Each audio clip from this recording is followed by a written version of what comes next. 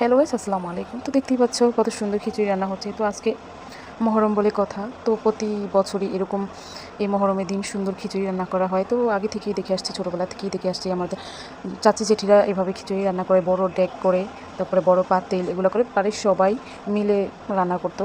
তো ওগুলো তখন দেখতে অনেক ভালো লাগতো। তো এখন আর এগুলো আসলে দেখা যায় না। আগে দেখতাম যে বাড়িয়ে বাড়িয়ে প্রত্যেকটা বাড়িতে এগুলো রান্না করা হতো, রান্না করে সবাইকে দেওয়া হতো, আশেপাশে সবাইকে দেওয়া হতো। তো আমরা ঘুম থেকে উঠে আমরা দু বোন পরিকল্পনা ছাড়াই, আগে থেকে কোনো প্ল্যান ছিল না যদিও, তো সকাল ঘুম থেকে উঠেই ভাবলাম যে কিছু করা যায়। তো কাজে লেগে গেলাম।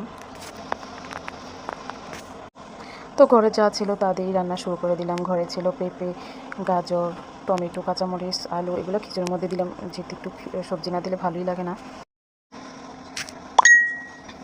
এখন এটা পুরোপুরি রান্না হয়নি, আর এখানে যদিও তেলের বাগারটা এখন দেওয়া হয় না। এখন আমার আম্মু একটু নাড়াচাড়া করে দিয়েছে, যদি আমি রান্না করতে পারি না, তো আমার আম্মু পুরোটাই সাহায্য করছে। আমার আম্মু আমাদেরকে শুধু দেখিয়ে দিয়েছি, আমরা দু বোন রান্না কুটাকাটি করে দিয়েছিলাম। আম্মু ফাঁকে আইসা দেখছিল যে খিচুড়িটা আসলে কীরকম হচ্ছে, নাড়াচাড়া দিয়ে দিয়েছিল আম্মু। এভাবে খিচুড়ি রান্না আমাদের কমপ্লিট হয়ে গেছে। এখন কিছুটা অপেক্ষা করার পালা। তারপরে কিছুক্ষণ আমি এটা মুড়ে দিয়ে রাখছিলাম। এখন হচ্ছে খিচুড়ি পুরো ফাইনাল লুক। খিচুড়ি দেখতেও মাশাআল্লাহ অনেক সুন্দর হয়েছে। এখন দিয়ে দেবো ধনিয়া পাতা। ধনিয়া পাতাটা দেওয়ার পর আসলেই খিচুড়িটার স্মেলটা অনেক সুন্দর আসছিল। খেতেও মাশাআল্লাহ অনেক ভালো হয়েছে, অনেক ভালো হয়েছে। আপনার না খেয়ে বুঝতে পারবেন না যে খিচুড়িটা আসলে কেমন হয়েছে। তো টাটা, বাই বাই, আল্লাহ হাফেজ।